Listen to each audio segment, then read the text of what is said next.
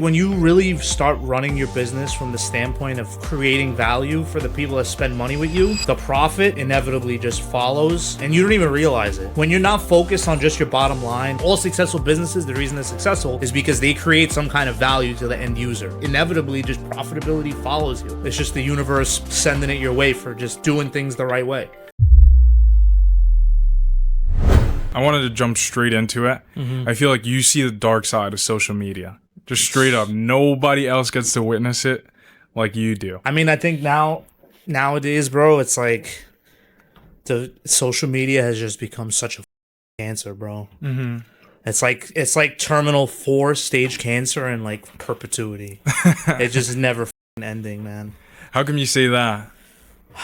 The biggest problem is like most of like the fake social media stuff is aimed at like the younger, poorer audience because people know those are the guys that are like, those are the guys most of those people like target. Yeah. Because those guys, they're all young, they're all looking for a quick come up, and when they have a guy driving a hypercar telling them, yeah, bro, you could do this, like you could make $100,000 a fucking month in the next 2 months if you want. They're gonna be like, all right, I mean, this guy drives a hypercar, he's obviously doing it. I can spend money on his shit.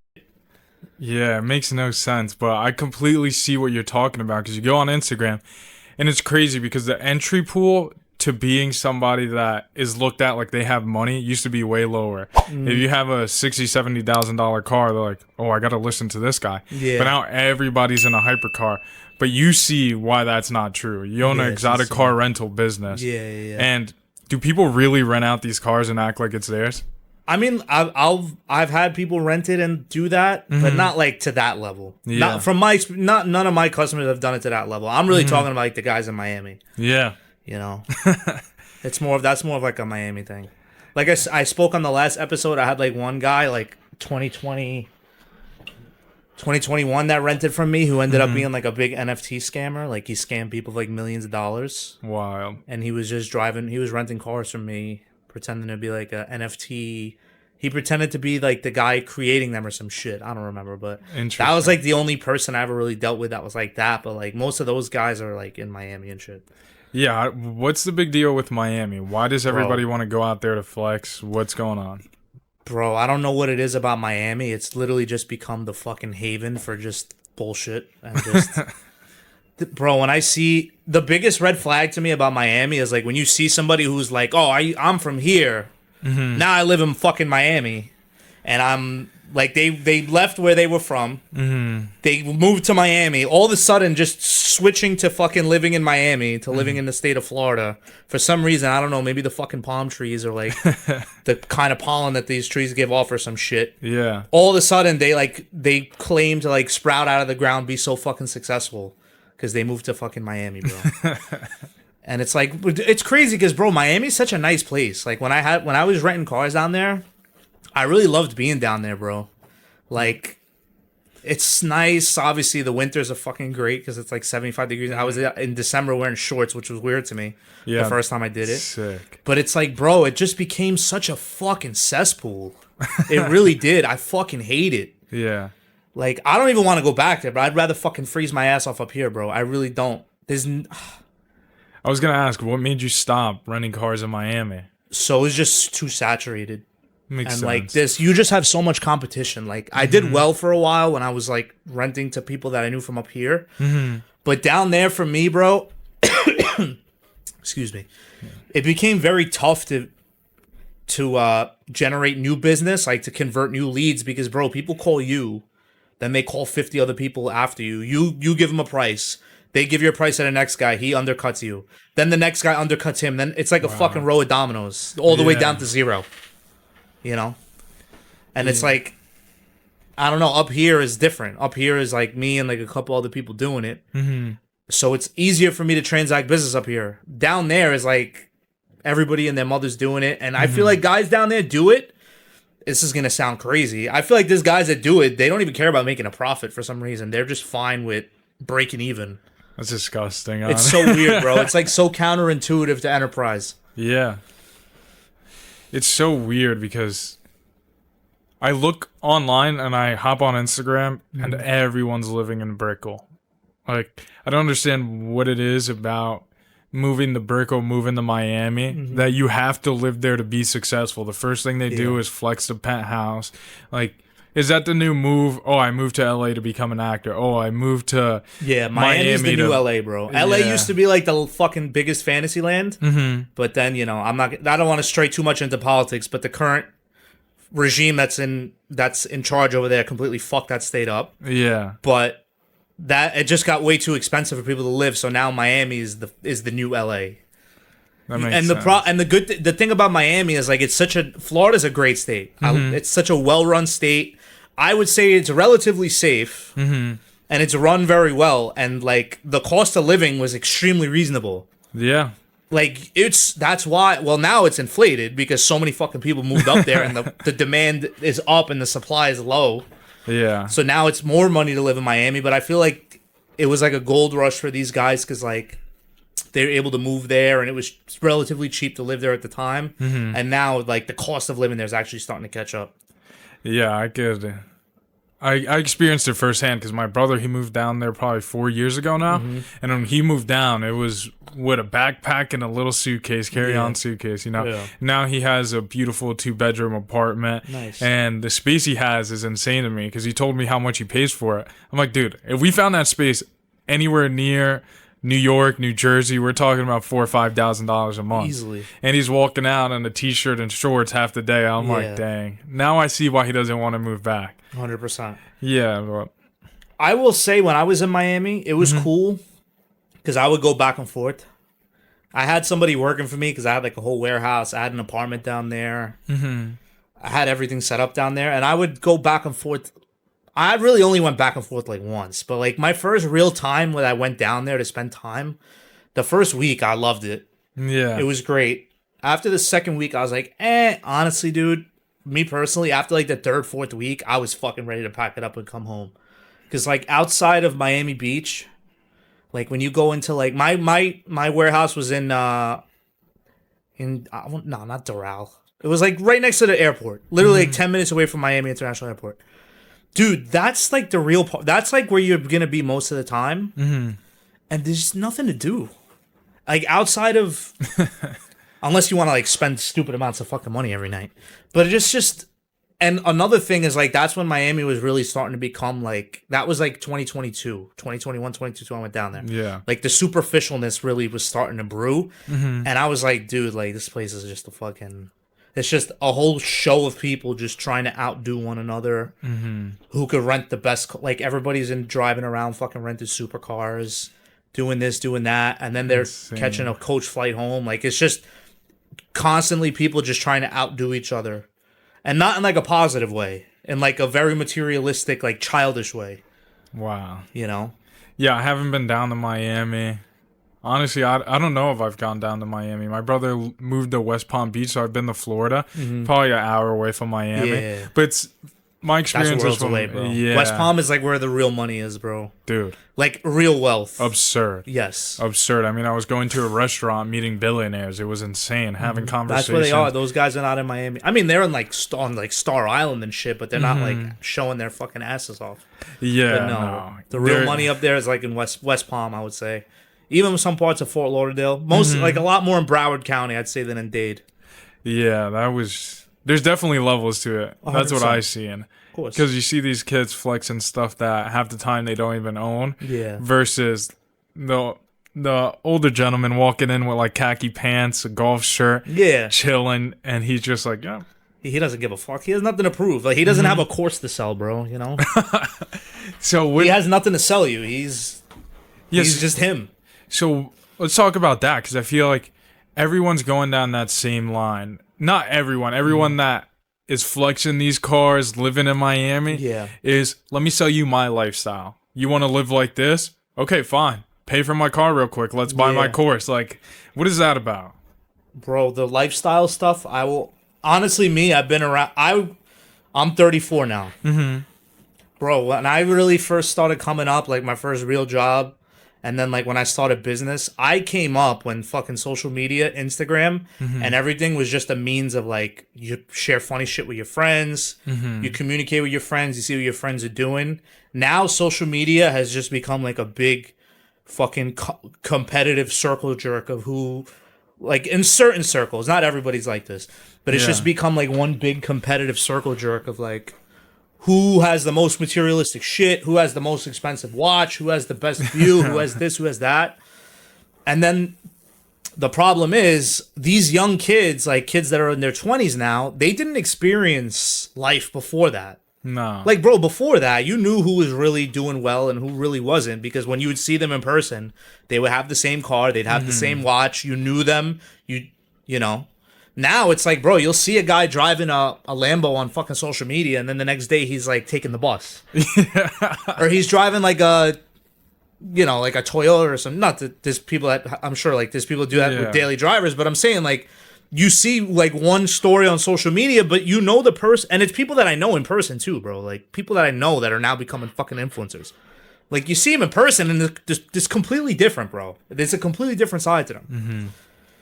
So they use that, and at the end of the day, they know that this is it. Gen Z, is that what they call this new gen? Yeah, I believe so. All these young kids, all these Gen Z kids, bro. Unfortunately, there's a lot of them have like good heads on their shoulders, but a lot of them too, they're just looking for that instant gratification. Yeah. And the problem is they came up during the social media era, like at the peak of fucking Instagram and TikTok and all this bullshit. And they're predisposed to just that.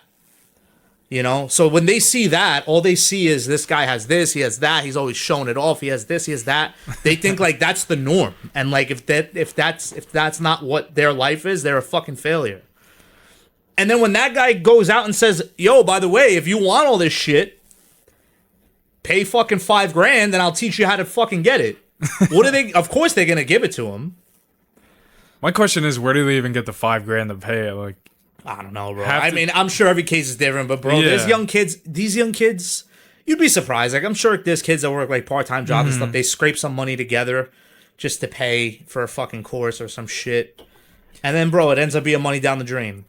Yeah, that's what blows my mind. Everyone's trying to pretty much skip to the finish line. Bro. You haven't even gone through a little bit of hustle yet. Yeah, you haven't grinded.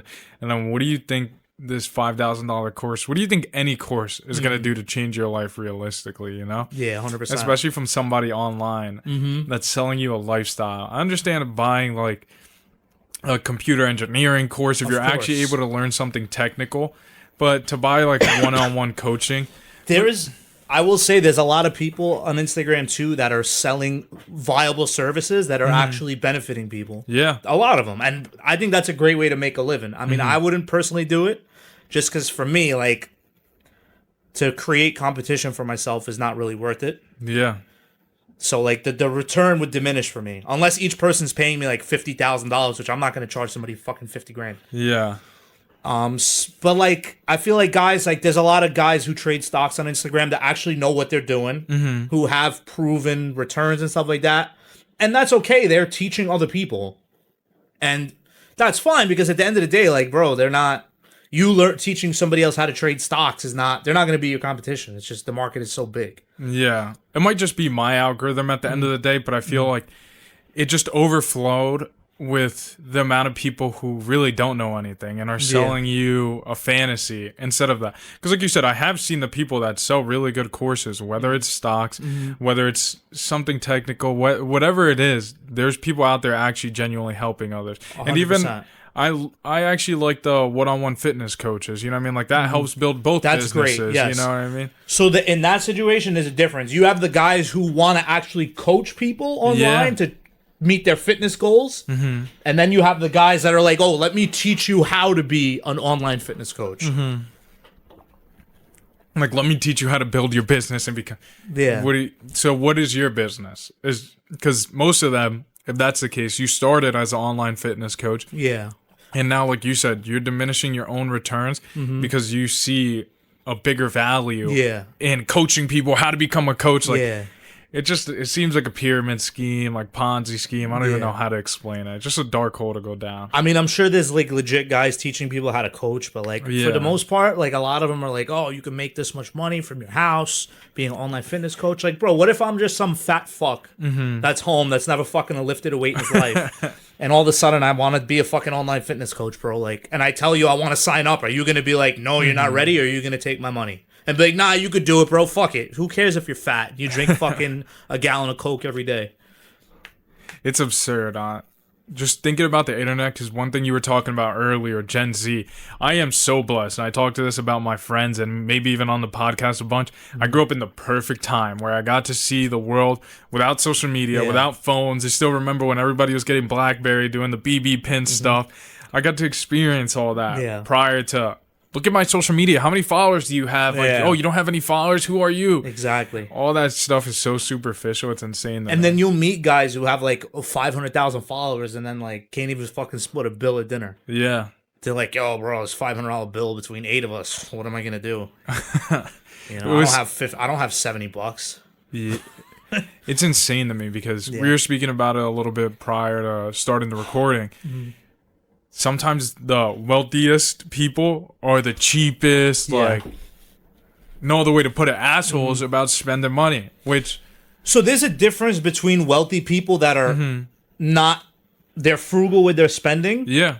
And then there's a difference between people who pretend to be wealthy that have no money. Exactly. So, like, I know a lot of people who are very wealthy, and they're cheap, but, like, they're not cheap about, like, important stuff. They're and I wouldn't call them cheap. I like using the term frugal because I don't like the word cheap. Because I'm frugal too, bro. I'm gonna be honest with you. I don't spend on anything that's not a necessity. I'm over it.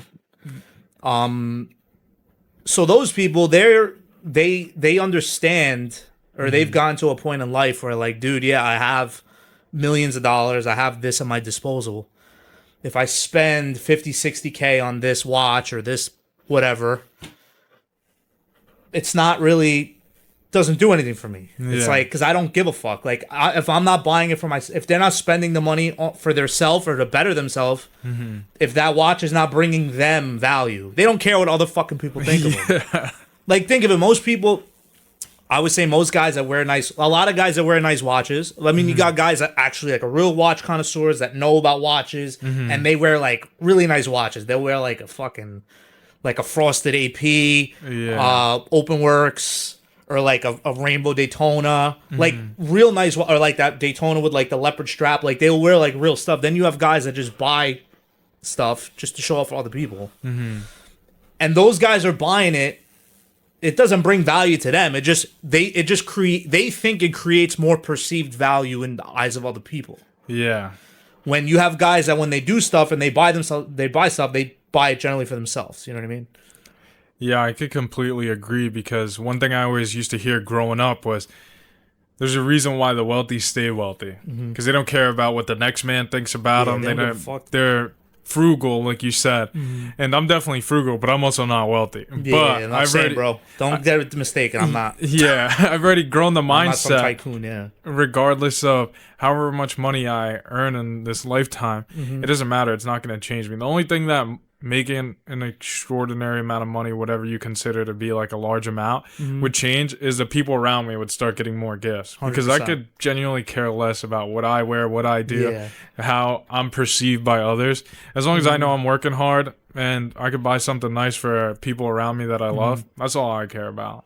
And I feel like when you get to that mindset where, like, you're just over doing things for other people, you do things for yourself, but it's like for other people, you just unlock a whole different level of mental freedom, because, like, you don't give a fuck. Like, you just stop caring. You're literally just you're more looking for the approval from yourself than from other people, and then it encourages you to do better things with your time and your money, actually help people. Like, me personally, bro, the rental business, obviously I'm in it to make a profit, but, like, what really makes me happy, I love when I have a very, very happy customer. Somebody says, yo, this car was great.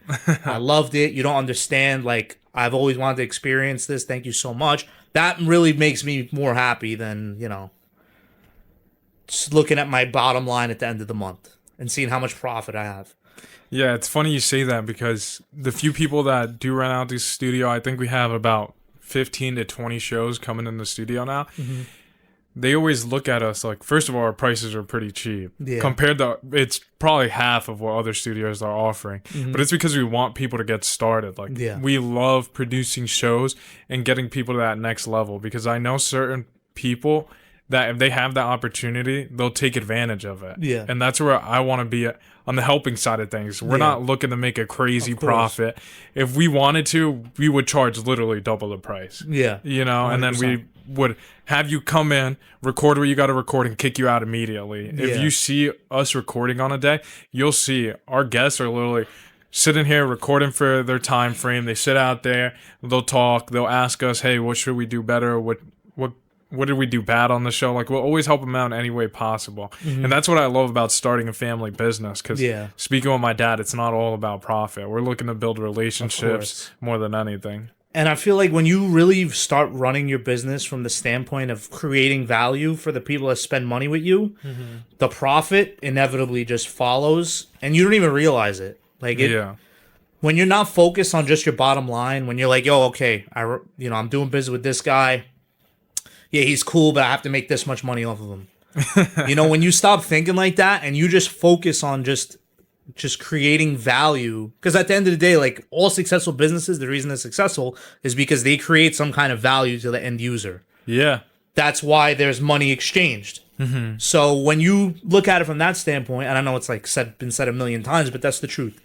When you look at when you run your business from the standpoint of just creating value for the end user, and that's your main focus, not just your profit margin, not just your expenses, not just this, not just that. When you just focus on that, like, inevitably just profitability follows you. It's just the universe sending it your way for just doing things the right way. Yeah, no, I completely agree. And you see the differences in businesses. The ones that are just looking to make profit, how long they last, versus the one who actually create value in the world. Of course, yep. Especially in every industry, bro. Yeah, especially in today's economy. Like, people don't have the money to waste on BS. They don't, bro. I'm seeing it, like, firsthand, Yeah. So it's like when people are... And it also kind of brings out the wrong kind of customers, because then you'll have people who just stretch so much... And you really should. So there's a fine line with that. Like, at the end of the day, you want to provide value for the end user, your customers.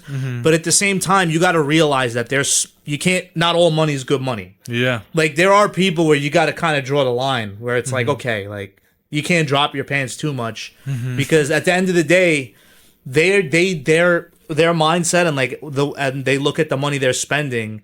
No matter how much value you give them, to them they're getting the service in the meantime because they wanted it, but they're spending so much money that, like, they'll just never be happy with the level of service. You give them this, then they want this, then they want this, then they want this, then they want that. So there's a very fine line, I think. Yeah. Who would you say you need to watch out for in certain situations? Because let's say for my business, I've had people come in and rent a studio, and then they take advantage of it in the sense of they come in, they trash the studio, they don't use their time wisely. Bro. That's fucked up. And they think, oh, yeah, these guys are giving us value, but let's just kind of throw it in their face. Like, because you know what the problem is? People think that just because they're spending, some people, not everybody. Yeah. Some people think that just because they're spending money with you, that they're doing you a favor. Yeah. Like, brother, you're not just giving me money and I'm walking away. Like, I'm giving you something in return. I'm not putting a gun to your head and telling you need to spend money with me. Yeah. You came to me. You came to me and you needed the service. If you don't want it, no problem. But, like, if you're going to take my service and I'm going to take your money, I appreciate the business, but there has to be mutual respect. Because if not, like, dude, I'm good. I'm not putting a gun to your head. You don't have to spend money with me. I guess that's how you really gotta... That's how I approach all business transactions. Yeah. It's funny, because we had one show that was being run on here, and they had a prime time. Imagine any studio session, any recording session, people want to be on the weekends, because that's usually when they're off work. Of course. So these guys had Saturday, 4 to 6 p.m., and we weren't even making them pay. We were helping them start up, and they were the ones that took advantage of it more than the people paying. They would show up late. They would make this a mess. They'd be dripping wine over. This is a white table. You see it. Yeah. Like, they'd just be getting drunk. And it was absurd to me, because I'm like, we have 12 other people at that time that are paying. They show up early. They show up ready to work. These guys would be talking about their topics, like, right before, be arguing about it too. Like, oh, we didn't talk about this. And it just didn't make sense to me. Like, we're giving you guys an opportunity that not everybody in the world has. Because who gets to just sit down in a large studio and record whatever they want, you know? And we're giving it them for free, so it doesn't make sense to me. Sometimes people just take advantage of your kindness, and that's where I've like had to put my foot down recently. And you have to. I mean, I'll be honest with you, bro. There's nothing wrong with helping people, but like at the same time, you have overhead for all this shit. Electricity isn't cheap anymore. Yeah. The bills have doubled within the last year. Like, dude, respectfully, you don't owe anybody any favors. Yeah. You know what I mean? 100%. Like, listen, I like helping people out. There's certain situations where I'll do it, but like at the same time, like I don't think I'm entitled to anybody's help. I don't think anybody owes me anything. Nobody owes me any favors. You know? Like, if I have something, even if it's like something that's a necessity, like something I absolutely need, like I'm gonna pay for it. I'm gonna be like, dude, this is what I need. I need to get it done. Here you go. No problem. Like, car breaks or some shit. I'm not going to be like, yo, bro, can you help me out and do a payment plan with me? Like, or something like that. So, and I think the problem is people that have that mindset where they don't want, they're not in the mindset where they're paying. They don't,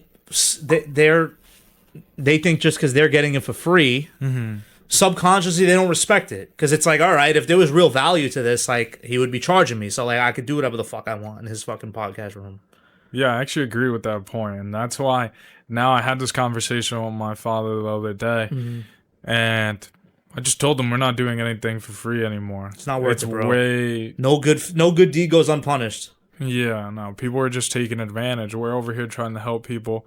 Because we had people who they already had a platform and they're trying to make a return.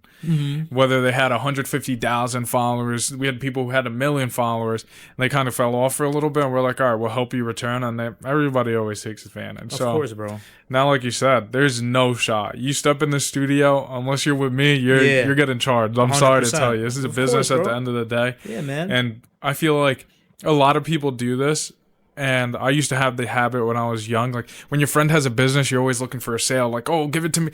Yeah. All my friends that have a business, I try to always either pay the exact price or pay more. Because, like, why would I support a random business more than I would support my own friend's business? It never makes sense to me, bro. Like, I'd rather spend more money with a friend than a stranger. Yeah. Other people don't see it that way. People think like, oh, because you're friends with somebody, they should like not make money off you. Like, I don't think that's right. No. You know? Yeah, one of my buddies owns this rooftop bar, Lotus in Passaic, and I love him. He's my boy. He knows that. And every time I see him, because he records every week here too, he's like, dude, when are you coming by? Like, I got you. Don't worry about it. This and that. I'm like, I just feel bad. I'm not in the position to be going out and like spending this money. And there's no way I'm going to keep showing up and just like, oh, you got me for free. Like, I want to support your business. You know what I mean? So if all I could do right now is throw up a story like, hey, he's having this and not show up, that's fine. But I never want to take advantage of my friends. Like, it doesn't make sense to me. 100%. But some people don't see it that way, unfortunately. And then you have people that try to befriend you to do stuff like that. Yeah. That's the craziest part to me, because now that I've started to grow a little bit, like I don't consider I love the following I have, because I feel like people are actually intrigued into what I'm posting and what we're talking about on the podcast. But I don't consider I have a huge following, and for some reason I still find like the snakes coming closer and closer around me, you know? That's a fact. Just all these BS people. Like I love it when people say like, oh, I love your podcast. I watch every episode. And I just know, goddamn, like you don't watch any episodes. You know, there's no need to lie to me. I don't lie to people when if I do see their stuff and I don't like it, I just stay shut. Like there's 100%. Not, you know. So I love it when people say I love your podcast, and I know for a fact they're not following or watching me. I'm like, oh, what episode do you love? What were we talking about? You know, it's hilarious to me, because you don't need to lie to me. You could just say like, I saw a clip. How's your podcast going? I know you're doing it. Or just not talk to me about it at all. Like, it doesn't matter to me at the end of the day. Yeah, man. Yeah. I wanted to jump into, though. I did see you went viral on Instagram for some funny shit. Oh, my God. Well, to me, it was funny, but I could tell. It was. I went to take a sip out of empty cup. It was clown activity. Dude, that was such a fuck show, bro. Break it down. I could tell you were stressed out. Dude, that whole situation was just fucking annoying, bro. That was literally just... that whole situation just ruined my whole weekend. And then ruined the fucking next 2 weeks after it for me. Damn. But that was case in point, bro. Going back to what we were just talking about. So those guys, that group of guys, were referred to me by a friend of mine, and I'm not mad at my friend. Whatever, he was just trying to put money in my pockets. Yeah. I have no animosity towards him for it. He referred those guys to me, and those are guys who, number one, I hooked them up because they came from a very good friend of mine who I have a lot of respect for. So I hooked them up on his behalf. Took very, very good care of these guys. Like, unbelievably over the fucking top. And I don't really want to get into too much detail because I have ongoing litigation. Like, I formally started litigation. So I have, like, I'm waiting for their attorney to file a response to the lawsuit. But even if I did tell the whole situation, there's really nothing incriminating on my part. Like, they were just fucking stupid. But, dude, it was just case in point where, bro, I took very good care of these guys. And these guys took advantage of the fact that they thought, for some reason, they could come to my business, fuck around with my property, do some fuck shit, because I'm very good friends with the guy that referred them. It was just, and to me, it was just so mind-boggling, because it was just, what they did was just so fucking egregious. Yeah. Like, and these guys all signed contracts. They signed paperwork. They left credit card deposits. They signed credit card deposits. They put their names on paper. They signed agreements that they just over and over and over and over just kept violating, even with warnings. So to me, it's like, dude, how fucking stupid do you have to be that you think, okay, I'm going to walk into this guy's business, fuck with him, just constantly fuck around with him, just be disrespectful. I signed my name on paper, so I'm opening myself up to God knows how many issues in civil court. But you know what? I was referred to him by his friend, so I think he'll be okay with me fucking with his shit. It makes absolutely no sense. Dude, me and my business partner, we're like the whole weekend dealing with it. We're thinking ourselves like, yo, are these guys really that fucking stupid? And then I get on the phone with my attorney, like, before I even went up there and, like, you saw the video when I was at the track. Bro, on my way up to the track, I got on the phone with my lawyer. My fucking attorney's the best, bro. This guy, it was a Sunday. I could call this guy any day of the week. He answers. Wow. So I'm on the phone with him on my way up there, and I'm explaining the situation to him, and he's like, is that real? He's like, is that for real, bro? I was like, yeah. I was like, his name's Rick. Can I give him a plug? Yeah, of course. Rick Monaco. It's the fucking man, bro. Any kind of law, dude. He's the best. Yeah, he's amazing. So by the way, if you're in the rental car business, please hire Rick Monaco as your attorney. He's the fucking best at any kind. He's so good with dealing with like insurance companies, anything like that. He's the man. So I was on the phone with him, and I'm telling him the story. He's like, Sam, he's like, are these guys really doing that? He's like, are they really that fucking stupid? I'm like, yeah, bro. He's like, there's no way. I'm like, yeah. And he knows, like, I don't sugarcoat nothing, and I don't ever hide nothing from him. So he's like, dude, like, fuck it. You know, we'll do whatever you want. I was like, all right. So I get up there. I get to the fucking racetrack. I pull up.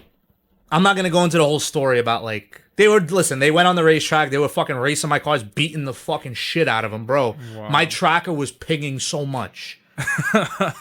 Bro, it was just pinging left and right, harsh, this. Dude, they must have did, like, in one of the cars, they did, like, 60 laps on New York safety track. Bro, New York safety track is a very aggressive track, bro. It's got a lot of elevation changes, a lot of corners. There's one fucking straightaway that you can gun it on, and then the straightaway is followed by a super sharp turn. So you gotta like stand on the fucking brakes. If you're standing on the gas pedal, you gotta stand on the brakes to make that turn. So, and then you got multiple elevation changes where like you go up and down, and then you gotta brake on some corners, like it's sharp corners going down. So you gotta like jam on your brakes as you're going down. Anybody who knows anything about physics knows how fucking hard that is on like the carbon ceramic rotors on any kind of supercar. Yeah. So I get the one Ferrari back. They got the guy at the track. They paid the guy on the side, who's also a defendant in the lawsuit. The owner of the track and the guy who was working there. They told the guy, like, dude, when he gets to the track, don't give him back his car until he gives us back the security deposit. Because they knew they were clipped, bro. Yeah. They knew they were fucked. That's so wild to me. So I go to the guy, the guy at the track. I'm like, brother, like, what are you thinking? You're not gonna give me? It's my property, bro. He's like, dude, they paid me. They're paying me. I have to listen to them. I was like, no problem. So he gets the guy on the phone, and that's when the whole thing started. My business partner was recording on his phone. Yeah. So the phone I was talking on, I took the phone from the guy the worker, and I was yelling at the guy on his phone. And the guy I was yelling at on the phone was the main culprit, who was the biggest dickhead out of all of them. So, and I was just flabbergasted at just how moronic all these guys acted. Like, you have one guy, you have three guys who just constantly violated their rental agreements. Then you have a third guy two guys actually, the owner of the track and him, who insert themselves and now hold my property hostage. Bro, I called the sheriff. The sheriff got on, well, not the sheriff, one of the deputies got on the phone. Because I guess this is like a recurring thing in New York safety track. Because there was another couple guys there that go to me, they're like, dude, this happens here all the time. They like call the sheriff's office. Really? So I called because there's a lot of people go there with rental cars, and the owner of the track. I mean, I don't want to. You know what? Let me leave that out. I'm not gonna go. I don't want to speculate. It just happens a ton. I don't want to speculate and open up the door for misinformation. But they told me, like, dude, like, this happens. People get their cars held here. Just call the sheriff. I called the sheriff. The deputy answers. The deputy goes, "Am I on speakerphone?" I'm like, "Yeah." He goes, "Listen, tell the guy working at the track if he doesn't give you back your car, I'm gonna come there, take the keys, arrest him, and I'm going to give you your car back." And then he's on the phone with the guy hearing the deputy. He's like, dude, he's on the phone with the sheriff. Like, I got to give him his car back. So I get the keys back. I get my car back. Bro, the car's beat to shit. All the tires are bald. Wow. Has a fucking oil leak. The brakes are shot. The car's just dogged, bro. Like, completely beat to shit. Like, typical after a track day. And that was just one car. The other car, they drove home. And I let them take the other one home because there was like 20 of them. And I was just not looking for like any physical altercation. I was just trying to avoid as much conflict as possible. And I was like, dude, I'm going to just handle this in like the civil way in court. Yeah. So, yeah, man, I get the cars back. All of a sudden, I get the cars back. The guy who knows at this point, he knows he's fucked. Because I literally got on the phone with him. As soon as I hung up, after that video, I call him from my phone. I'm like, brother, listen. I told him straight up, I'm like, you already have a very big fucking legal problem with me. I said, if you ever hold my property hostage again, you're going to have an even bigger one. I just hung up on him. So then he's texting me, he's like, oh, nobody's holding your property hostage. Just give me my deposits. The cars are in the same condition. I'm like, whatever, bro. It's just so on the way home, this guy turns into the biggest fucking sweetheart. Keep in mind, for the 2 days leading up to that, he was just the biggest, most disrespectful dickhead I've ever come in contact with. So now when he knows that he's like really fucked in the eyes of the law, all of a sudden he becomes a sweetheart. And I was like, brother, too late for that. Like, yeah, what a joke. But some people are just going back to our point, bro. Like, there's certain people that use connections or they use like befriending you or something to turn around and do fucked up shit like that. That's insane because they already went into it knowing it was messed up, knowing they're not allowed to do that. Yes. And still went through that whole thing. 100%. And the guy, so one of the guys that rented, he signed the DocuSign like an hour before. So he had all the terms and conditions. The other guy signed when he pulled up, and I offered to send the other guy the DocuSign. But then the other guy's like, nah, bro, you can't send it to him. You got to send it to me. I'm like, bro, I'm not sending you a contract for somebody else to sign. He could sign when he gets here in person. Yeah. So, dude, I don't know, bro. Like, and these guys weren't like, bro, these guys were very well-off guys. Like, they weren't slouches financially. Like, bro, the one guy pulls up, he was wearing like $120,000 Patek Philippe. Wow. Like, they all had money. So they're not stupid guys. Like, they obviously had some kind of intelligence to be able to get to the point where they were financially. And like, from what I could tell, they were probably legit businessmen. They weren't like shady anything. Yeah. But to me, it's like, bro, how are you that stupid? And how are you, like, okay with being that disrespectful to somebody else's business? Like, what if I walked into your business? I don't know what they did for a living. But, like, what if I walked into your business and did that? Just tried to walk all over you and did that and just disrespected your business and put your whole business at risk. Because the main issue I had was the fact that those cars, anytime you take a car on a racetrack, your insurance is voided. Really? There's no insurance on that car, bro. Wow. None. I didn't know that. That's why there's companies like Haggerty, they sell track insurance. You could buy track insurance for a whole season. And then there's certain tracks where they sell you insurance at the track. Interesting. So you could buy insurance per track session, and then there's like a bit, it's like a 20, there's a bigger deductible, but you're not going to be screwed if something happens to your car. So that was my biggest issue. And I told them, like, dude, you know, if like something happens to those cars, like that's like $700,000 worth of cars. Jeez. And if you crash on a track, bro, and another thing, one of the guys that they were with, he brought his own Lamborghini to the track. He totaled it that day. On that straightaway. He lost control on that straightaway and crashed into the trees. So one of the guys in their party totaled his car that day on the track. Yeah, I would have been sick. I didn't know you didn't have insurance once you're on a track. There's no insurance for it, unless you buy track insurance. That was my biggest issue. Obviously, the maintenance too, dude. Like, yeah, bro, post-track maintenance for a car is like, an exotic is anywhere from like 12 to 20 G's, depending on what it needs. God damn. And on top of that, another issue is this, bro. Guys I know that track their supercars, bro, you got to prep your car before you go on a racetrack. You got to make sure your oil has like no mileage on it. You got to put fresh oil in it.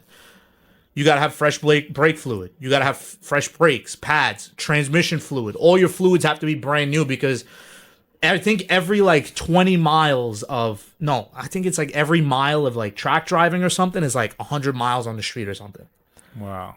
So if you do 30 miles on the street, you do the math. Like one track session is the equivalent of like 2,000 miles on a car. That's insane. If you go on a track with a car where the fluid levels are already almost to the point where they need to be changed for street use, you run a very good chance of destroying it. Thank God that didn't happen. Like the cars weren't completely destroyed. They were dogged, and there was a significant amount of repairs, which I don't want to go into the dollar amount, but it's in the 5-figure territory, just the repairs. Yeah, like it was crazy, bro. And like the whole time, it's crazy because I'm 4 hours away. I'm in Staten Island. They're in New York Safety Track, which is in like buttfuck Delaware County, New York. I'm 4 hours away. My last two income producing assets for my business are 4 hours away, just constantly being put at risk. And I'm 4 hours away. I can't do anything about it. They're not answering my phone calls. They're ignoring me. I called them. They were like laughing at me at one point. I don't know how you held it together at all. I would have been like, you were definitely, I could see it in the video. You were definitely angry and pissed off, rightfully so.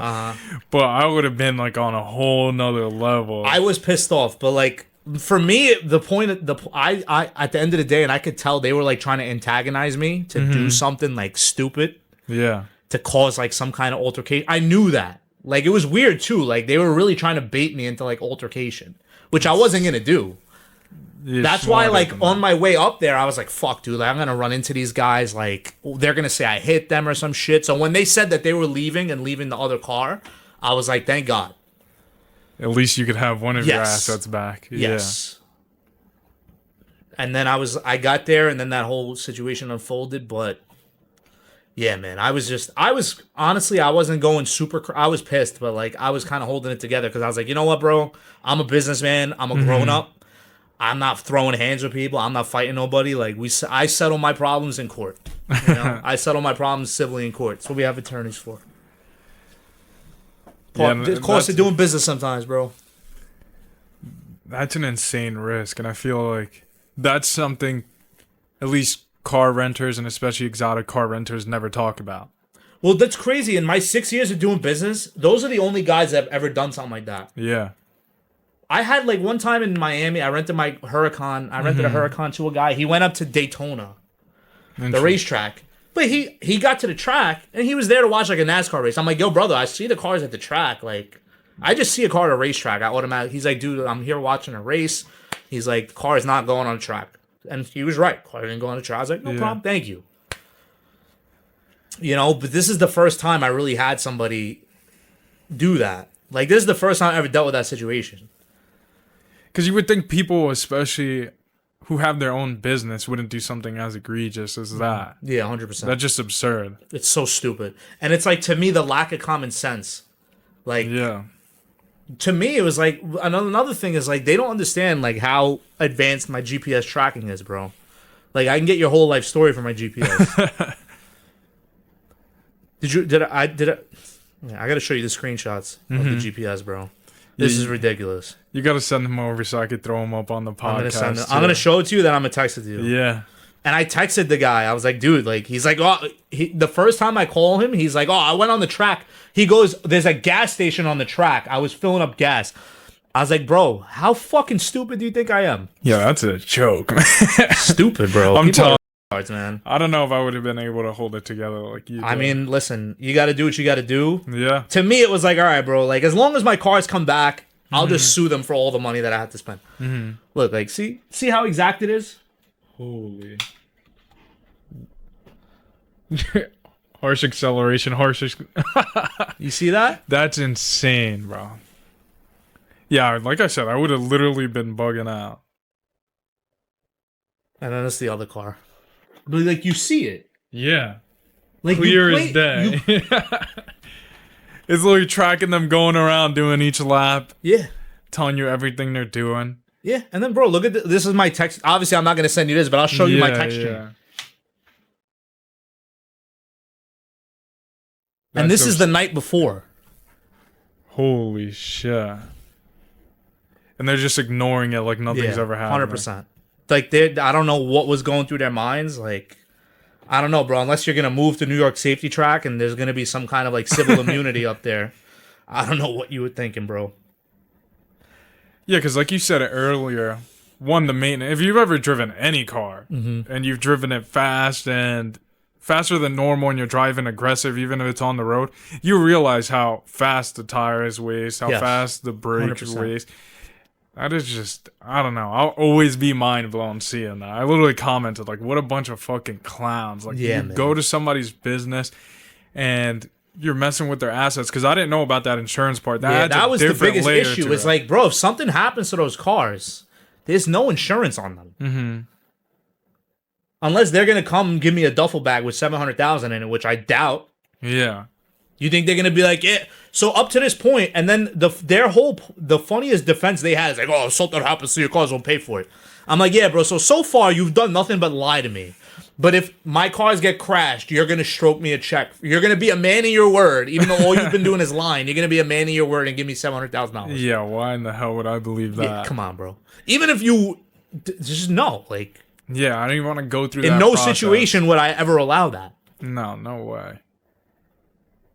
So, if I did want to take a car to a track, what's the proper channels? Do I have to go to a company that rents track cars? What's like... So, it's tough. I personally wouldn't rent cars for track use because the problem... And then for you, it's so expensive, bro, because you got to do a pre-track prep for the car. That's going to cost you $5,000-$6,000.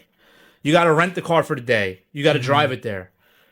You got to buy the track insurance. Bro, by the time you're all said and done, you might end up being out of pocket like $25,000. Wow. Between the rental for the track, the rental cost, the pre-track prep, the post-track prep, and then, like, God forbid, like, obviously, listen, cars break on the track too, like, especially when the car is used to street driving. And being run that hard. It could develop an oil leak, like something could break while you're on the track. You got to pay for that too. So it's like, dude, that's something that would probably easily cost you like 30 G's per car to do. They were trying to do for like a daily rate of like $1,600. That's actually, I will never stop being mind blown about that. Yeah, man. I mean, dude, I was just like, it's crazy too because like I follow Rob Ferretti on YouTube, and I do business with him, and Rob's the best. Honestly, he's like a mentor to me. He's been doing it for like years, bro. He's been in the business probably since like 2001. Yeah. And I remember watching a video he put up on YouTube. He had like a Mercedes AMG GTS, and the guy did the same thing. He took it to the same track, to New York safety track. Yeah. And beat the shit out of this car. And I was watching the video. I'm like, damn, bro, fuck, that sucks, man. Like, I hope I don't have to deal with that shit someday. And here I go. Except it was two of my cars. You know? But that's part of the business, I guess. But yeah, man. Yeah, you run into dickheads once in a while, bro. Yeah, hopefully it doesn't happen again. No, I won't. But the thing is, like, most people are so mindful that most people have the common sense. They know they can't do that. Yeah. It's like in the agreement. Not even that, like, common sense. Like, so many people hit me up. People called me up after that. They're like, yo, bro, did that really happen? I'm like, yeah. They're like, customers of mine that follow me on Instagram. Yeah. Like my customers I've been renting to for years, they called me up. They're like, bro, did that really happen? Is that real? Or is that fucking some Instagram stunt? I'm like, no, bro, that really happened. Because it was so fucking outrageous. Certain people didn't think it was real. They thought I like staged it. Because of just how outrageous the circumstances were. Yeah, I know you're not into. I don't even second guess it because I know you're not into staging it, but I'm not, bro. I like transparency on social media, bro. Yeah. And me personally, I like, if you notice recently on my Instagram, I don't really like to do content of like my inventory and shit anymore. I like to just make videos providing value for other people in the business. And then like, because I just feel like educational stuff is it's for me, from my experience. Obviously, controversy is the best thing. Yeah. Bro, that post got like 700,000 views because it's controversial. But you know, you can only have a certain amount of controversy to the point where you got to start manufacturing. And I'm not going to manufacture anything for Instagram. But I like posting things that add value to people. I really like helping people that are in the business. I do like to help people. I never really ask for money. Yeah. You know, because I'm not going to like ask people for money. Like, oh, I'll teach you if you pay me. Like, not that. Like, I just put stuff on my page, like free education for everybody. Because I feel like that gets me the best engagement. And I genuinely like talking about it. But like, posting the inventory, cars, this, that, and the third. People get sick of it, especially if it's like the same shit over and over. People are like, dude, what the fuck, bro? We've seen this red car 50 times. We've seen this green one 50 times, bro. Like, show us some originality. No, I completely get that. I just thinking about that now. And it's funny you said just providing value because I was talking with one of my friends. We recorded an episode 3 weeks ago. And I was telling him, like, I want to provide value, but I don't want to sell anything. Like, I want to pretty much give you an ebook on how to start a podcast. And I want to see if I could get that out there and just help people start either podcasting or content. Because I feel like through the business, obviously, I help others. 100%. And it's one thing. Maybe I'm not the best at podcasting. Maybe I'm not the best at creating content. But I could tell you how to become better, if that makes sense. Like, I'm a better teacher than teaching myself. Like, I know what I should execute on and do. Yeah. But it's hard. I understand it. But that's where, like, I could hopefully come in and help you out. So I want to see if I could build a PDF, just help people out. Because I've learned so much as being in this business for the last few years that I want to give it out for free. Because I learned it for free. Who am I to charge you $40, $50 for an ebook, $15, even that, if I learned it all for free? 100%. And half the time, you know, with the information you're giving people, they're not going to do anything with it. So what would I even charge you for it, you know? Yeah, it's crazy, man. I mean, like, I will say, like a couple of years ago, there was one person I did help, and he paid me. He paid me, like, a small consultation fee. But, bro, now he's doing very, very well. Yeah. He's killing it. Like, I literally gave him all the sauce in, like, 4 hours. I went to his apartment in Queens, and I do business with him. Like, I sub cars to him. He subs jobs to me. Like, he gave me $6K, but, bro, like, I'm not going to say... He was doing well before. I'm not going to sit here and fucking say I went there and turned things completely around for him. But, like, bro, I went in there. He gave me $6K as a consultation fee, and I just gave him everything. I gave him my rental agreement. I completely, like, I helped him, like, clean things up, and now he's doing great. That's amazing. He's doing very well. I honestly think he's doing better than me. Wow. Is he renting cars over here in he's New York, in Queens, New Jersey? Yeah. And I send him a lot of deals because, like, he'll have cars I don't have. So I send him deals. You know, I do a lot of business with him, and, you know, that's why. Like, I was like, dude, he kept hitting me up, and he was like, bro, like, I need help. He's like, I just need to revamp everything. I said, bro, listen, I'm really not one to sell a course, but, like, if you want my help, I got you. Just pay me this fucking little fee. Yeah. It's like a consultation fee, but I'm going to give you everything you need. And he just completely turned everything around. And that's not really something to advertise. Like, I'm not going to advertise that because it's like, I don't really want to keep doing it. You know, unless somebody's, like, hell-bent on doing it. I'm not going to try to sell somebody on it. Like, if somebody keeps DMing me, like, yo, bro, I need help. Yo, bro, I need help. Yo, bro, I need help. I'll pay you. I'll do it.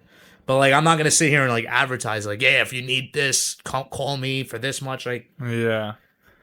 That's funny, too, that you say, like, hell-bent on doing it, because I tell people all the time, persistence is key sometimes. It is. Because when I first started my podcast, to get a guest, there would be times I emailed them 20 times. Yeah. I feel like you need to show people you actually want to do it in order for them to be on board with you. 100%. Because some people think like, oh, I'm going to try this one time, and they think that one time's enough, and if it doesn't happen, I failed, and it's over. Dude, it's repetitive repetition. Yeah. That's why, like, earlier we were talking about, like, how everybody wants to go straight to the finish line. Yeah. You get to a point in business where you realize there is no fucking finish line, bro. Yeah. Not that, like, you're never satisfied. Like, I'm very happy where I am at this point, and I want to continue to grow. But, dude, there is no finish line. The finish line is, like, when you die, and you're in the fucking ground. Yeah. But, like, I feel like there's a starting point, 100%, but there is no finish line. Because you're going to just keep wanting to grow. Obviously, you don't want to do it at the expense to others, and you want to do it in a very ethical way, and you don't want to, you know, put a price tag on your head and sell, and, you know, put your values for sale. But, like, there's never a finish line in business, bro. Like, just things get better and better for you. The more you work, you get luckier. You get luckier the more you work and the more reps you put in. But there's no, like, oh, I made, like, finish line. Like, oh, I'm at the finish line, and you just get out of the race. Like, I just feel like you're always racing. You couldn't have said it any better, because no matter what I do, I mean, I'm still young in this business. Is still fairly new. Yeah. So there's no way I'm ever going to feel like I've reached the finish line. Yeah. I don't know. Dude, you never get to that point. Listen, you get to a point where money's not everything anymore and you don't care about it. And you really detach.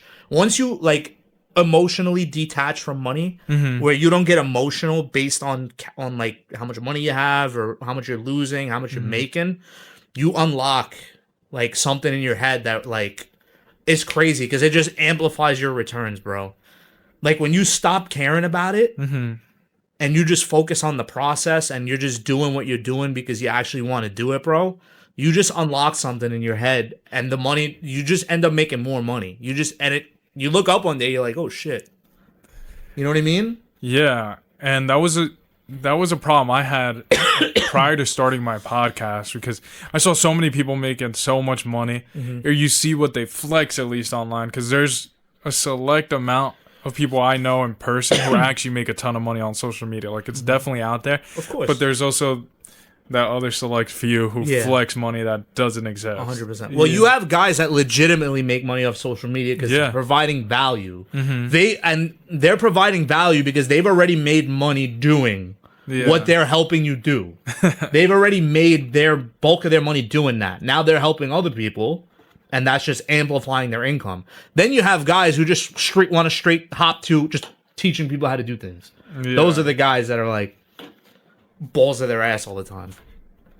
Yeah, it makes me laugh seeing all this shit, because, I mean, me and you know it's a scam, but like you said earlier, these little kids who are following them don't know any better. They don't, man. Unfortunately, it's because they grew up in the social media era, bro. They never experienced, like, were you around for Nextel phones, bro? Yeah. The phone with the walkie-talkies, bro. Like, when I was that age, I was fucking playing. I was running around the fucking woods with my friends with Nextels, walkie-talking people. I wasn't watching fucking guys drive Bugattis on Instagram, bro. Yeah. You know what I mean? I wasn't watching tatted up fucking guys wearing jewelry, doing this, doing, like, that wasn't reality to me, bro. Reality to me as a kid was me fucking running around the woods trying not to get fucking poison ivy and not trying to get lost and getting home before my fucking mom smacked the shit out of me. That was my reality as a kid, bro. Sheesh, I remember those nights. You ever played Manhunt? That's what I'm talking about, Manhunt. We used to literally just, like, because I got a neighbor right next to my house that we would just invite everybody over, play Manhunt. Like you said, get in trouble for not coming home early enough, but we're over here just fucking around in the streets, like, messing around. Hiding in fucking people's backyards and shit. Bushes. Yeah, like, bro. Being kids. That's why. Yeah, man. That's what I was doing as a kid, not fucking doom scrolling. Yeah, this is a conversation I've had time and time again, and I always have it, but I feel like these kids' dopamine receptors are just so burnt out. I'm going to be honest with you, bro. I noticed I got into the whole fucking doom scrolling thing, too. Yeah. I doom scroll like a motherfucker. And I started to realize, like, when I get off my phone, it's weird. Like, when I get off my phone and I think back, I'm like, dude, like, all that shit I was seeing on social media, it's like, I feel like I'm, like, leaving a planet and going to another one when I get off my phone. Mm-hmm. It's like a complete different fucking world, bro. Yeah. Like, the dopamine. And it's like, it's crazy. Like, dude, like, when the last time you were on your phone today, can you remember the second to last thing you watched? No. But you can remember the second to last person. You can remember who you interviewed before me, right? Of course. And How crazy is that? Yeah, no, it's honestly useless, and I could agree with you. Because I had a bad habit of doom scrolling too, Yeah. and what emphasized it was COVID, just being stuck in the house, Yeah, bro. feeling like you had nothing to do. I realized that's when it started, and then I had to get out of that habit. Yeah, because facts. I made the realization that I wasn't connecting with people. You're over here going like this. Instead of having real life conversations. Yeah. Like, you're hanging out with 5, 6 of your friends, but you're over here checking out what people are doing on Instagram and TikTok. It makes no sense to me. Yeah. And I still fall short of that sometimes. You know what I mean? I just want to hang out in bed and doom scroll. Yeah. But I really try to stay on top of myself and Yeah. limit the time I'm on my phone. But it just sucks, dude, when your whole business revolves around having your phone in your hand, because like you can't not be on your phone, bro. Yeah. You know, nowadays it's like, dude, my business, I mean, is all my phone. Like, if somebody wants to fucking rent a car, dude, they're gonna fucking call my phone. Yeah. They're gonna sometimes DM me on Instagram. Like, I constantly have to be on my phone, which sucks. But I'm trying to and it's like I'm not gonna delete my Instagram because I need like some kind of social media presence for my business and for myself. But at the same time, it's like you really just gotta catch yourself when you're just like, Yeah, I think it's all about balance. yeah, Just making sure you keep that balance, because yeah. these apps are created to keep you on. Of course. And keep you That's addicted. how they make money. Exactly. To keep you engaged. It's like the casino. That's why there's no windows in a casino. There's no clocks. That's why the casino is just one big space. The exits aren't clearly marked. Like, they want to keep you inside the fucking place. So that's how they make money. Instagram's the same thing. The more you scroll, the more you watch people's content, the more ads you're gonna see, the more money they're gonna make. That's a good way to put it, because I've been in a casino Yeah. probably like 3-4 years ago now. Yeah. And it was just a dark pit. Me and my buddies probably stayed in the same casino for 12 hours straight playing blackjack. Like, Yeah. just being so dumb. I was never a big gambler. I would go to AC more to like party and stuff. I would gamble here and there. But dude, when I would go in the casino like to find my friends, I'd be walking around like, yo, where the fuck does this place end, bro? Yeah. Like, it's just blackjack table after poker table after fucking slot machine after this after that. I'm like, how the fuck? I can see why people get addicted to this shit. Like, you can't leave. No, It's like a maze, bro. definitely. And It's very easy to get in. It's very hard to get out. yeah, they literally, the last time I went, because I've never been like a big gambler in the sense of I'm gonna bring $500 in, but no. Yeah, I never believed in it. 'Cause Yeah. to me, gambling is another fucking form of instant gratification. Yeah, honestly, I think gambling is probably one of, if not the strongest drug out there. I've seen 100%. so many people get Bro. addicted, literally gamble in the craziest scenarios, only be focused on what parlay they're putting in. Like, let's go play blackjack, Dude. like online casinos. Yeah, like, bro, I know for a fact fucking Giannis is gonna get 20 rebounds tonight. Yeah, like, You I've know? seen it also. I personally stay away from gambling now. Me too. I don't believe in it. I don't. Yeah. The only kind of gambling, which I really don't consider gambling, I'll like buy stocks and stuff. Like, I'll trade here and there. Yeah. But that's not really. It could be gambling if you're a fucking idiot. Yeah. But I think at the same token, it's more of like taking repetitive, educated guesses. But like, bro, I'm not gonna go there and bet and put my, how I feed my family or like how I put food on my table. I'm not gonna put it in the hands of some fucking 19-year-old fucking basketball player, bro. Yeah, that's. You know what I mean? I don't think that's a very smart. And to me personally, bro, I know on Instagram there's a lot of these guys who supposedly make so much money gambling on sports, bro. To me personally, I don't believe it. Maybe they're doing it, maybe they're not. I don't fucking believe in it. I really don't think that you can consistently be profitable in the long term betting on the actions of other human beings, bro.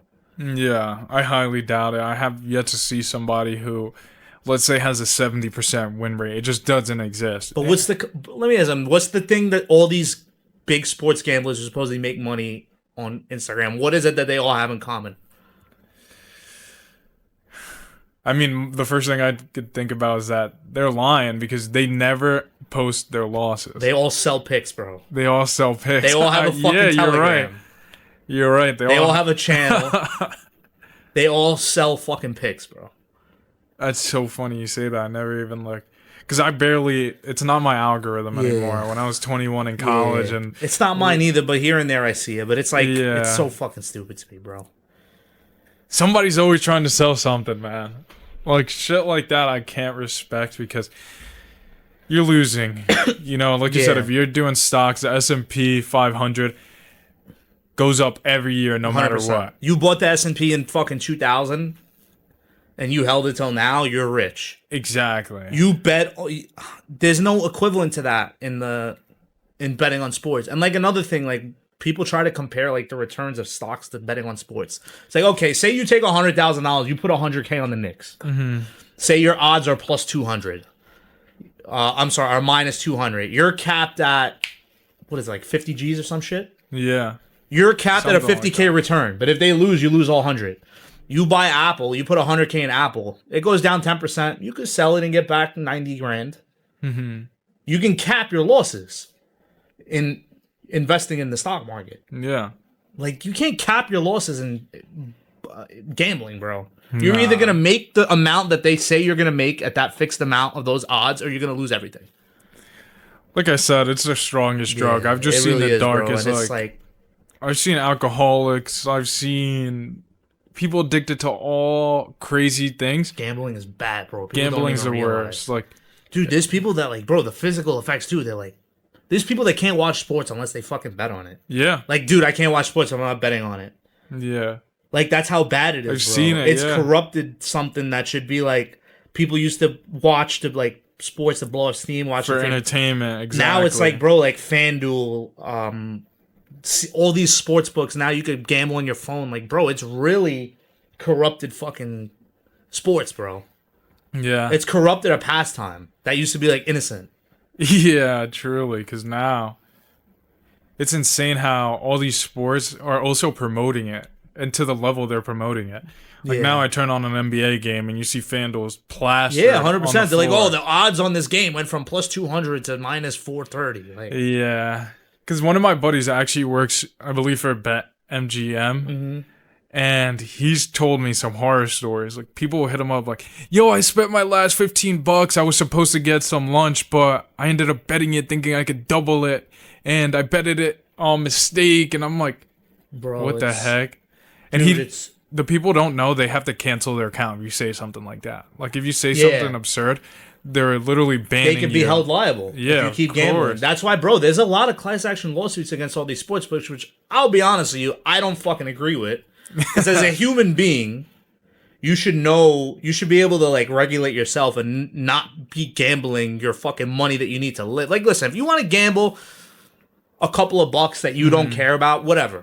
Have fun. Yeah. But, like, dude, if you're taking your rent money, trying to, like, triple it on a fucking parlay, absurd. on an over-under on, like, fucking three-pointers, and, like, over-unders on, or, like, whatever in general on sports. Yeah. Like, again, you're putting your financial well-being in the hands of a professional athlete who, at the end of the day, is a fucking human being who could have a great day, he could have a good day, he could have a terrible day. Yeah. If you're betting all your money on that, and then you lose it, like, that's not something that's your problem, bro.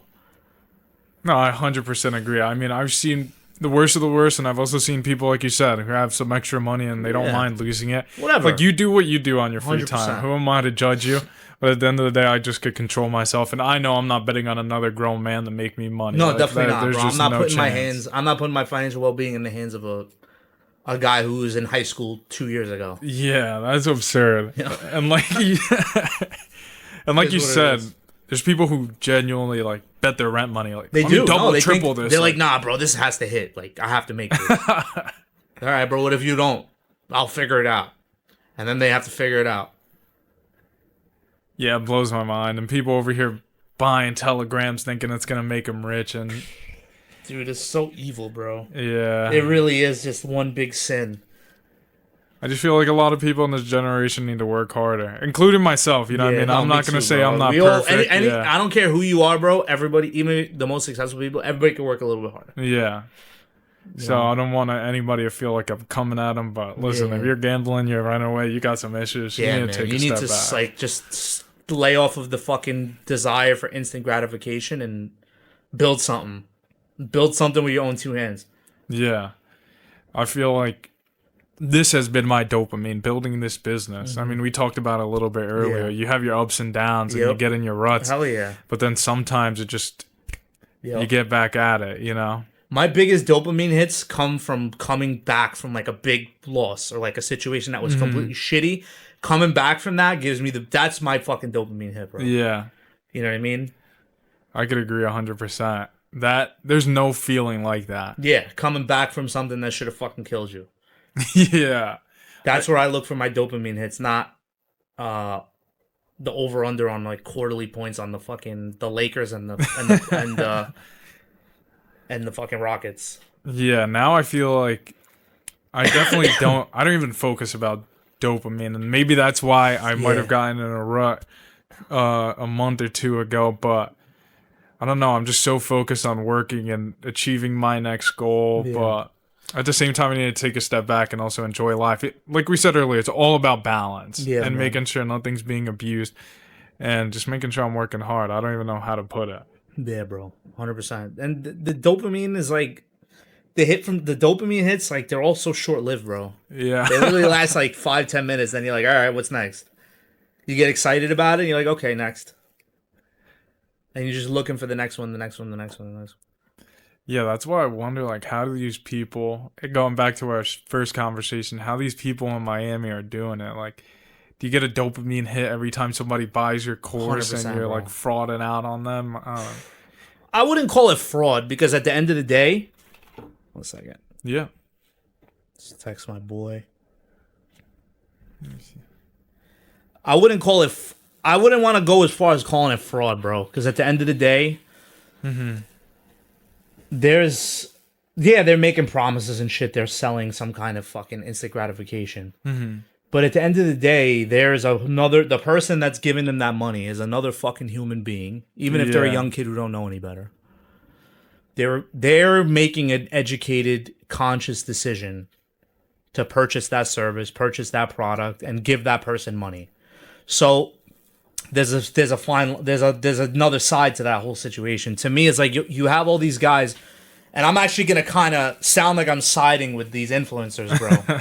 But you have all these people that come out on Instagram and they try to expose these influencers like, oh, I paid him for this and I got this. I didn't do this. He didn't do this. He didn't do that. Like, bro, at the end of the day, you chose to listen to that guy's pitch. Do no fucking kind of research on your end. Just take the guy's word for it. Yeah. Not use your previous life experience, because most of the people spending this money, they have no life experience. You chose to just make a conscious decision, listen to everything this guy said, not use your common sense, and do this and do that. And now when it goes backwards, like you were the guy's biggest fucking fan. You gave him all this money. Now you want to shit talk him. Dude, it's an expensive lesson. Shut the fuck up. Keep it fucking pushing. Yeah. It sucks. Yeah, is the guy kind of fucked up for doing it? Yeah, but at the end of the day, he kind of gave you what you were fucking... He gave you an ebook, or he gave you a Telegram chat or some shit. Yeah. You didn't fucking use it the way you thought you were gonna, and it didn't... Don't fucking do it again. Yeah, lesson Realize that there's no such thing as fucking instant gratification. You actually gotta fucking work. So don't go start bad-mouthing the fucking guy on Instagram, saying this, saying that. Live with the fucking consequences of your actions, bro. Yeah, because I have seen that. Because I rarely scroll on Instagram. It's crazy because I run about like 4 Instagram accounts, and I just strictly for business. Like I don't know what it is. The only thing that could hook me on sometimes for like 30 minutes and an hour is TikTok. Yeah. Well, I've seen a lot of people get called out on TikTok, and I think there's not even to be like a dick about it, but I think they're stupid. Like, why do you believe paying this guy $5,000 that you rarely did any research about is going to change your life? Yeah, bro. Like, dude, you made the conscious decision to go into business with the guy. You paid him. Yeah. Am I going to say what he did was right? No. I mean, I kind of think he shouldn't be fucking exploiting people. But at the end of the day, if you're making that conscious decision as a human being, as a fucking grown man, making that conscious decision to fucking pay this guy, to give this guy money, and then you get screwed. Honestly, I think you got to chalk it up to the cost of doing business. Yeah. Because you could have prevented that if you just used your head. No, I agree, because a few people I did see that were complaining, saying this guy's a scam or whatever it was grown men half the time. Yeah. It wasn't even the It's kids like, oh, I complaining sent him about fucking, I wired him $50K, and then I wired him another $200K. Like, Yeah. bro, number one, I don't know how you got to the point where you had that much money to fucking give to somebody if you were able to do some dumbass shit like this. But, bro, at the end of the day, you fucking gave the guy your money, thinking that, buying everything he was saying, taking it at fucking face value without doing any research. Like, bro, you got burnt. You got burnt. Yeah, I understand you need to vent. But, like, bro, there's these guys that, bro, they just make it like, they turn it into like a whole fucking victim. So, like, oh, I got scammed by this person for this much money. Like, dude, it happened fucking 2 years ago. Mm-hmm. Sue the guy. Go to fucking court. Get a judgment against him. Mm-hmm. And if you don't get your fucking money, just remember in the future not to be such a fucking idiot. Yeah. And then don't believe everything you see on Instagram that this guy's gonna fucking make you rich and that this business opportunity is so great. Don't take it at face value. Literally, if it sounds too good to be true. Yeah, man, it's insane. It's like putting your fucking hand on the stove, burning yourself, and then just you just keep putting your fucking hand on the stove like a little kid just keeps sticking the fork in the electrical socket. That's one thing that I dislike too. I'm not gonna say I hate it, but it's that victim mentality you see online. Bro, I hate that. People crying online that try to like, bro, be the victim and all that. Like, yeah, man, bro. the fucking victim card, bro. So many fucking people use it. Like, dude, everybody has adversity. Everybody has issues they're dealing with. Yeah. I got 50. I mean, I don't have anything. A lot of my issues that I've had are being resolved. Mm-hmm. But even then, bro, when I was like really in the fucking trenches with shit, I wasn't going around being a bitch about it. Yeah. It's like, bro, you gotta it's life, bro. Ups and downs. The victim mentality is gonna get you nowhere. Just subconsciously, you're just gonna constantly be a victim and you're never gonna fucking advance. And then just going on Instagram and crying about it all fucking day, people look at you like a pussy. Like, all right, bro, like shut the fuck up. We all have issues, bro. Yeah. Be a fucking man, put your fucking pants on, and get to fucking work. Sheesh, I needed to hear that. Maybe my audience needed to hear that too. Yeah, bro. I know a lot of people need to fucking hear it. I needed to hear it at one point. I kind of got sucked, not as bad as like other people, but I was at a point once when I was just like, bad shit would happen to me and I was just so down and I was just bitching to everybody about it. Yeah. And now I look back, I'm like, bro, like I learned from it. Yeah. You know? It's about that perspective change, which 100%. is really important. 100%. Because, like, bro, when it comes to problems, when you talk to people, I've learned talking to people about your problems, unless it's like your parents or like a very, very close friend or somebody who genuinely cares about you, is stupid. Mm-hmm. Because half the people don't give a fuck, and the other half of people are happy to hear that you're having a shitty time. Yeah. Misery loves company. Like, there's like a 99% chance that the person you're bitching to is either happy that you're having those fucking problems or they just don't give a fuck. Yeah. Keep it to yourself and get through it.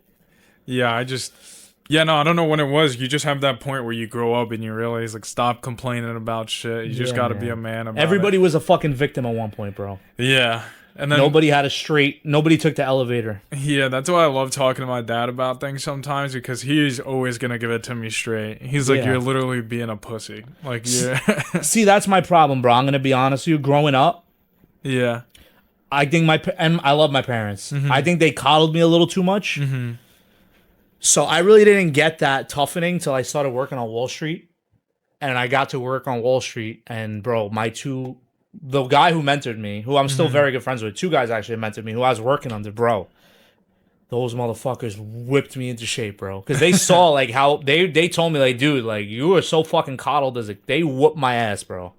But you know what? I look back at it, I'm like, thank God they did that shit. You needed it. I needed it. Because I was so coddled as a kid. I was always fucking told everything's gonna be okay. Kind of like the participation trophy fucking way of life. Yeah. You know?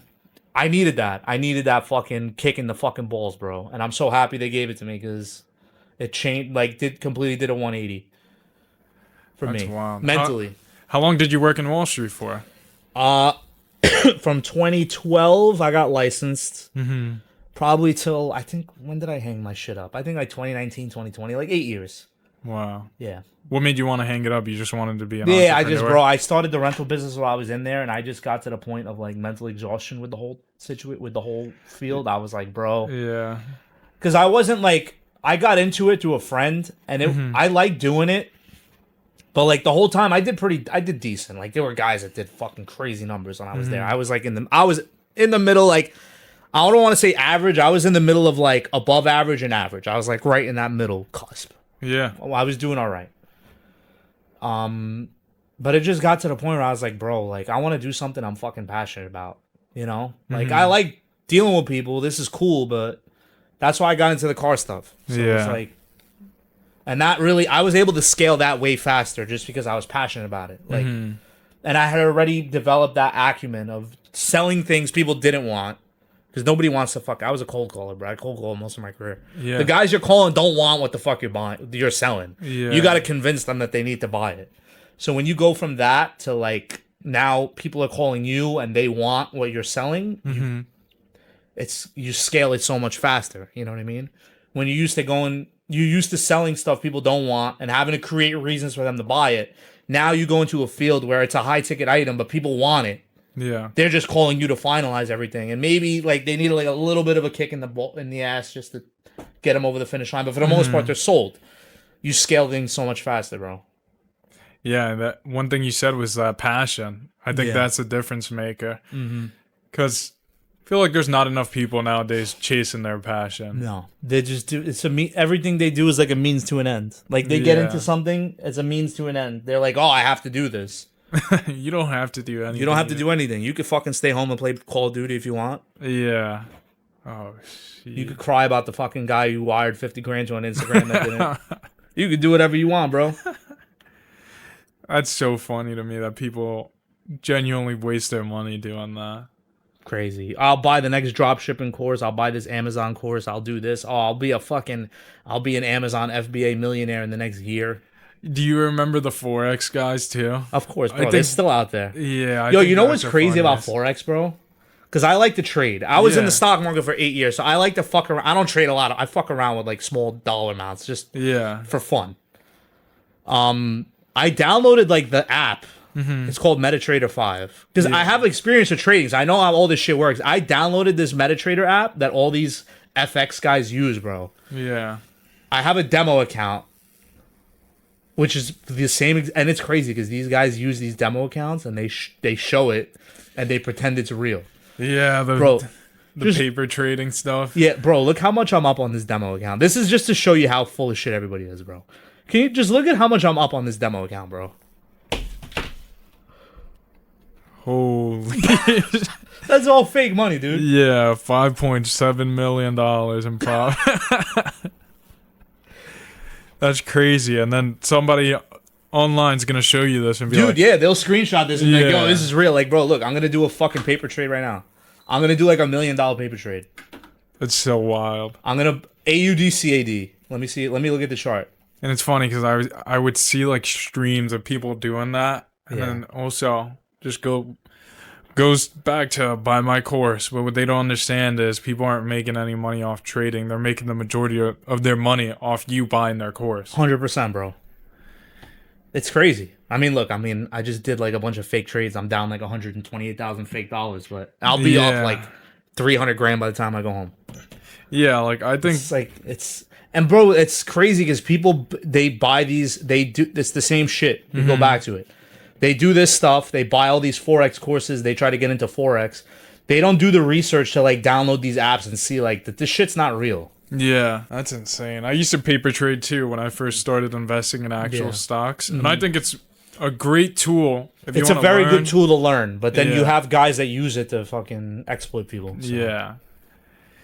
Paper trading champions, we call them. We gotta. I'm gonna post that so people are, at least the. I don't want to offend anybody. The people that might not know. The Yeah. People who are like, I'm up 30 grand in the And last it's like, bro, 3 when they minutes. on the MetaTrader app, like they'll switch it. Like, go look, like I have like you could have multiple demo accounts, bro. Like, look, Yeah. you just click on it. Look how many demo accounts I have. I have like one live account that I don't have any money in. Yeah. I didn't put any money in. But like, yo, they'll switch between accounts. They'll be like, oh, let me switch to my bigger account, and they won't show you the actual changing because it says demo. They'll just show you the new account. That's so funny. I've never gotten into Forex. So what's the difference? I know very basic stuff like AUD is Australian dollar. Forex, you're trading different. Like this is the Australian dollar against the Canadian dollar. You just trade different. You're trading currencies. You're not trading stocks. And then there's like XAU, which XAU you can't trade as a U.S. citizen. XAU USD, you can't trade that. You need a VPN in like another country to trade XAU. Really? Yeah, you're not allowed to trade XAU USD as an American citizen. How come? I don't want to like say inaccurate info, but it was like I think it's, I don't know the name of the organization, but you're just not allowed to trade it. If you Google it, it's just not. You're not allowed to. U.S. citizens are not allowed to trade that pair. Interesting. I mean, you have guys that do trade it, but they use VPNs. So they'll have like an account like overseas and trade it, but you can't trade it as a U.S. citizen. Yeah, no, it's really interesting. Like I said, I don't know much about it, with basic stuff, but what I do know, and the reason I probably stayed away from it, is because of the 2020, 2022 era of everybody just, oh, come pull up to my Airbnb and let me show you how to trade. Like, yeah, bro, everybody's a trade. Yo, because, bro, the trading now, oh my God, again, instant gratification. It's so easy to show people, like, yeah, bro, I turned 1,000 into like 8,000 this morning. You just showed me 5 million in profit. You know what I mean? Bro, like, you it's never so told me easy it was to a fake. demo. It's so fucking easy to fake, bro. Yeah. Like I said, if you never told me it was a demo, what would I know? Somebody who's never used the 100%. They'd take and they'd be like, yo, this guy drives a Ferrari. He's on Instagram. He must be telling the truth. Yeah. Let me take your course. You sell the course? That's so crazy, man. People take too much stuff at face value, bro. Get off my paper account. Get back to it. Give you my undivided attention, bro. So what's your favorite car? Still the Ferrari? Yeah, definitely, bro. Yeah. 100%, man. What is it about it? Last time you said just the way it drives, the engine. It's just such a great platform. The A12 Superfast is just an amazing platform, bro. I think it's like the best V12 platform out there. Because like the SVJ is cool, but bro, it's like, I've never driven one. I did have an Aventador at one point. I had a 2018 Aventador Roadster. It would just always fucking break. It spent so much time broken. So it was amazing though when it worked. Yeah. But it was just fucking big. It wasn't super clunky. But it was just like a big, heavy car. The Superfast is like very comfortable. You have a lot of room. It sounds great. You got a trunk. You have a fucking cabin you could actually move around in. It's the best supercar platform, I think. You know, I heard it turn on earlier. It sounded crazy. I loved it. Yeah. I used to be a fanatic growing up with cars and stuff. Now, I still love cars, don't get me wrong, but they're way out of my price range right now, and I have other expensive hobbies. Just look at this, so it's all comes. I don't know. What would be your dream car? You would say, is that your dream car? Or you still want to go? My dream car, honestly, dude. The thing is, I really did like the Aventador SVJ. I love that car. I would love to own one at some point. Yeah. But I just feel like the problem nowadays, bro, with cars is like everybody has the same car now. You go to a car meet, you see like 10 SF90s. You see fucking 12 GT3 RSs. Yeah. You see a ton of everybody has the same shit now. So like for me, bro, I would say like a 2015 918 Spider Porsche. I really have been getting into the older stuff. I mean, it's way out of my price range. I would say like dream car. Like I would love to have like a 05, 06 Ford GT. Okay. Yeah, those are beautiful. I love that Classic. car. Hell yeah. Or like a 2004, 2005. No. Like a 08, 09 Mercy gated. Lamborghini Murcielago gated. Yeah. Not E-Gear. Gated. That's like difference. Bro, those like $1.5, $1.6 million now. Holy. Just different stuff that's different from what's out there now. Yeah. No, I love the build and the look of a Murcielago. It's timeless, if you ask me. And another thing is like those cars come from an era, like when I was growing up as a kid, bro, you would never see them. You would never see exotics. Bro, if you saw like back then all the rage, like I'm talking about like 2000, like early 2000s, like up to like 2006, 2007, bro. Back then it was like you were the man if you had like an S-Class, a fucking CL Mercedes, an Escalade. Bro, if you had like a Gallardo, or a Mercy or a fucking Ferrari 360 or an F430 or like a 575M or a 550 Maranello, Yeah. bro, you were just in a fucking completely different league. Honestly, and I'm gonna sound fucking crazy, but I feel like back then having like a Mercy or having like a super high-end exotic was like a way bigger flex than driving like a fucking hypercar today. Interesting. That Because makes you sense. didn't see them. Yeah. You would never see them. Nowadays, bro, you spend enough time on the South Shore Staten Island, you'll see like 8 Urises. Yeah. You'll see Huracans, bro. Huracans are like fucking Toyota Camrys. Not Toyota Camrys, but like, dude, you see Huracans everywhere. But the thing is also, as time progressed, all these manufacturers, they started building more cars. Yeah. Because they realized like the cars are a lot more easily accessible now because of financing. So now they built more cars because more people can buy them. Back then, it was like if somebody was driving a Mercy or a Gallardo or a 360, like that guy was actually rich. Yeah. He actually did very well for himself. Nowadays, you'll have guys driving Huracans that owe somebody like $1,000. It's insane. That's actually insane. You know?